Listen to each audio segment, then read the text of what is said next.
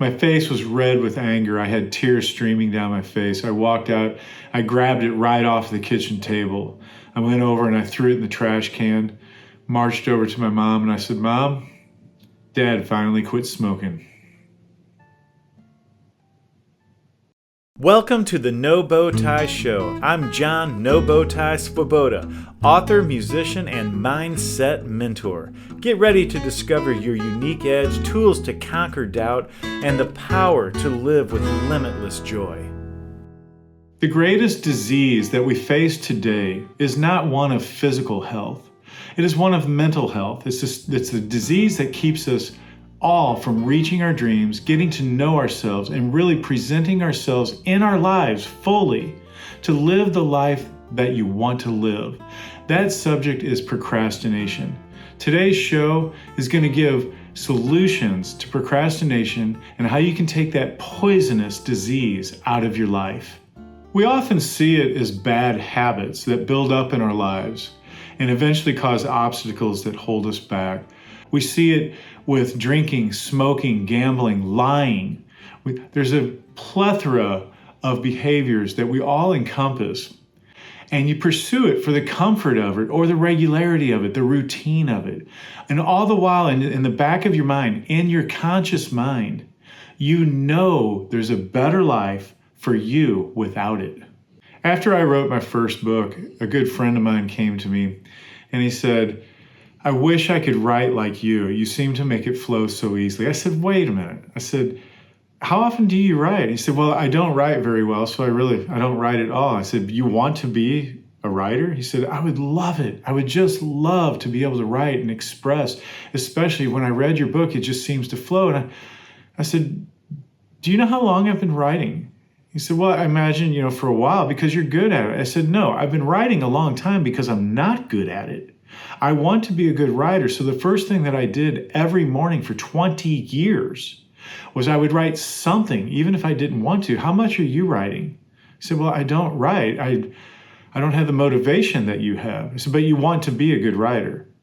He said, "Yeah." I said, "Well, why do you allow yourself to hold yourself back? Why are you procrastinating an ability that's burning inside of you in favor of not doing it at all?" I can answer the question. It's easier not to. He agreed that in the morning he actually does think about it, but it's easier to go about his routine that he already knows than to go through the pain of doing what he knows is better for his future. And he decided to write for 20 minutes every morning that week. I got a phone call from him. He says, "You're not going to believe what happened."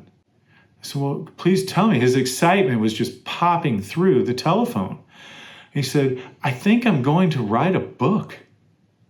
I said, "Well, when did that occur?" He said, "Well, it happened 10 years ago. I really wanted to, but after I talked to you, I realized the only reason that it wasn't happening was that I was putting it off. And I spent some time writing this week. And even the small amount of time that I wrote, I got so excited about putting my ideas down. I don't think I'm writing really well, but I think I will one day. I think if I stick with this, I'm going to be able to put together my own book. I'm not planning on publishing it. I just want to write the book."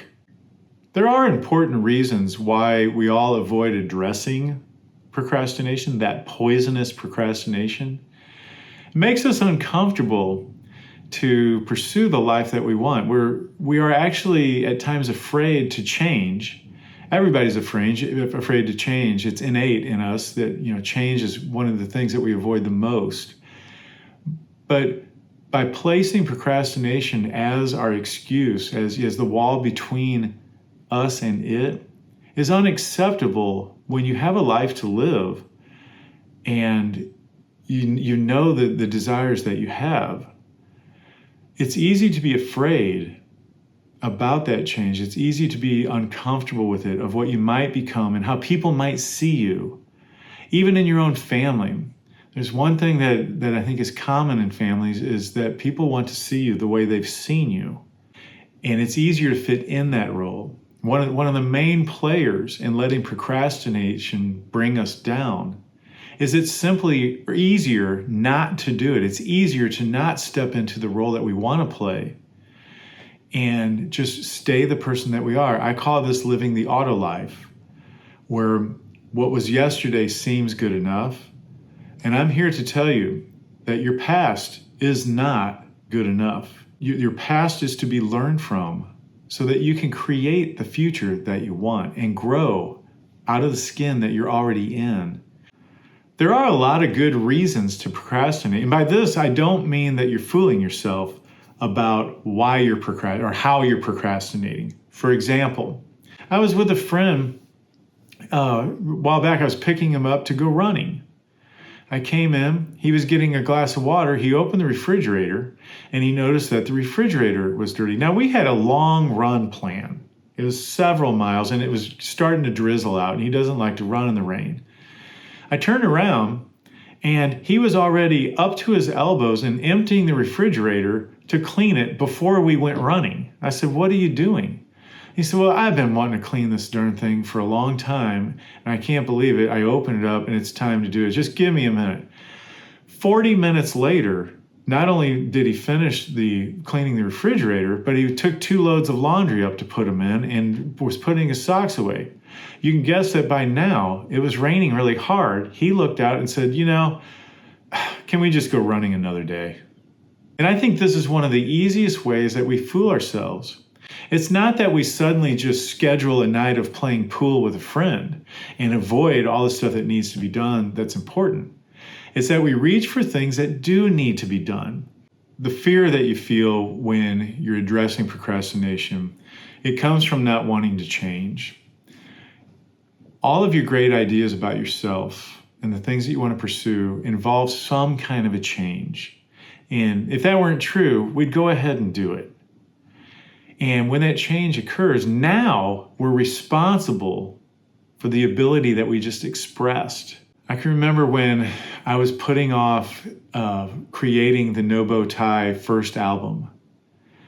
And I knew that I really wanted to, but I wouldn't tell anybody. Finally, I was in the studio one day and the producer, Mike West, I told him, I said, "Hey, I just want to get these recordings down and, I'll pay you for it. I don't even really want to mix them. I just want to make sure I've got the ideas so that later on I know I did, got the ideas before I die." Literally, I said. And he turned to me and he said, "Oh, no, you're doing an album." I said, "No, well, wait, I didn't say that." And it was like he read my mind. And so I could feel in the back of my head and tingling down my spine, if we do an album, I'm going to be responsible that it could be good. And I'm going to have to change and live the lifestyle of performing those gigs and play that music for people and organize the rehearsals and possibly even start on another album, because one album always leads to another.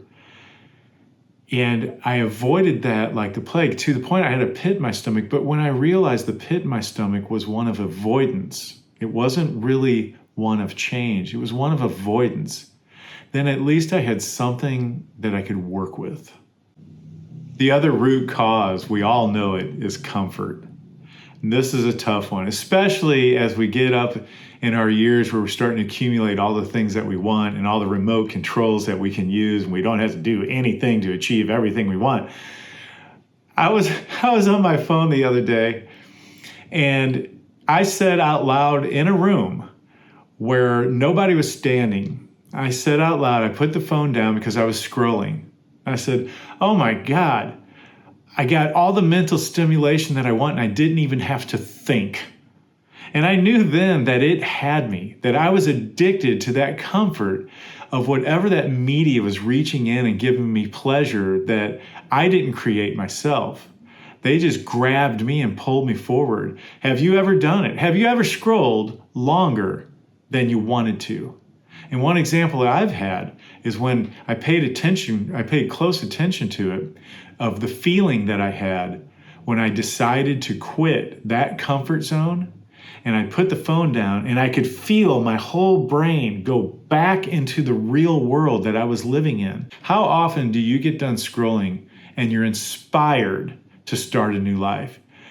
I'm not. I'm inspired to be like other people. I'm inspired to realize what I don't have. I'm inspired. I'm motivated to scroll some more so that I can see all the pleasures in the world that I don't have to achieve. I can have mental stimulation and not even have to think. I use the example not because scrolling in itself is bad, but the lure to comfort that produces no value whatsoever is destructive to the time that you have alive. For you, it may not be scrolling. It can be a lot of things that are disguised as comfort that actually you enjoy doing and you give some value to it. I used to play the computer chess, and when I would play the game, I could feel that I was getting better at it, and I got kind of addicted to playing it, and I knew that playing chess was good for my thinking. But what was bad for playing the chess, it caused me to avoid what I wanted most in my life. I can remember setting a standard that I was going to start practicing at 7 p.m. And at 7:40 p.m., I was playing another game of chess, and I rounded off to the hour. And I'd say, well, at 8 o'clock, I'll stop. At 8 o'clock, I was in the middle of a game. At 8:30, I finally stopped, and I thought, I'm going to take a little break. And by 9 o'clock, I started practicing. I only had 1 hour left to get 3 hours worth of work done. Have you ever done something like that on a regular basis? Whatever it is, it can be TV, the chess game, it can be eating, drinking, smoking, going for walks, whatever you're employing to avoid the better life. With my dad, whenever it came time to address an important issue, he always fell back on the procrastination of going to have another smoke. Despite his addiction, he always would procrastinate the quitting of smoking to the point that it just became a personality trait in his life. It just became a routine. I want to share with you a letter that I wrote when my dad finally quit smoking. When you hear of a person dying peacefully, what gets left out of the story is everything that led up to that last breathtaking moment, literally. It's not pretty and it's not peaceful. But I won't burden my reader with that story. Instead, let me tell you about how the thoughtful and persistent tobacco industry helped our family to bond. We gathered to celebrate his victory over the aggressive habit, knowing it took all he had, meaning his life. It took all of his life to quit. I'll never forget gathering the last of his packs of smoke and tossing them into the trash, along with the lighters, to put an end to a lifetime of destructive pleasure. There was no place for them now. They would only push us apart and they would be left lying on the table. Besides, there was no longer anyone there to smoke them. Observing the love Mom exhibited was like a chapter in the Bible. Her patience was tried and challenged, and as she called for hospice, for directions with morphine distribution, working the oxygen tanks, etched in my memory is the tone of her voice as she patiently promised another dose of drugs to ward off his gasping for a breath. So lovingly, she would cater to his every whim, just hoping to instill any comfort while he approached the final stages of breaking from the noxious routine. But we trusted he would finally be free of that life-controlling addiction the tobacco industry so successfully designed to provide self-esteem and bring families together. After all, there we were, loving him unconditionally, holding his hand, stroking his forehead, speaking warm and gentle words. And he appreciated each gesture like never before. These were dire times. He was about to quit. It wasn't but a year prior to this family gathering that I enraged about his coveted habit. I forcefully shouted out, "Dad!" The words came out of my mouth unleashed like I'd acquired a Tourette syndrome. "Do you ever not smoke? Are you ever going to quit?" I had no right in my onslaught to control his favorite pastime. After he put the cigarette to his lips and took a draw, I knew the answer. Following up with an apology a couple of years later, I let him know that I realized I have no say in his choice of pleasures. "It's none of my business," I said with confidence, knowing that I was mature enough to see it impaled his health, not mine. I thought the same as I filled the gas tank a third time to finish another long trip driving south to help Mom as she struggled to handle the details. Several 12-hour drives and my brother's multiple flights from California were worth it. There we were, a family, gathered for a reason, a purpose we'd never experienced. Conversations with Dad never meant so much. I treasured every word we shared. I never knew that kicking the habit would have him open the door of conversation with me. We finally had something in common. Underneath the layers of needless judgment, we loved each other. We moved the dinner table closer to his recliner to include him. He lacked the energy and stability to come to the dining room. I still wonder to this day if enjoying a top-tier prepared menu in his presence was helpful. The tumors only blocked his ability to ingest anything other than the liquid diet called Ensure. But we did have fun, doing the best we could to lift his spirits at this last Thanksgiving. We were a family. It wasn't long, though, before he would have to be helped outside for a smoke. What became his life preserver for his suicide mission. I have seen some addictive behaviors displayed during family gatherings, but this one took the prize. He truly wanted to smoke more than he wanted to live, but he always wanted to give it up. But just before he began to exert a full-body effort into what became his last breaths, he was frightened.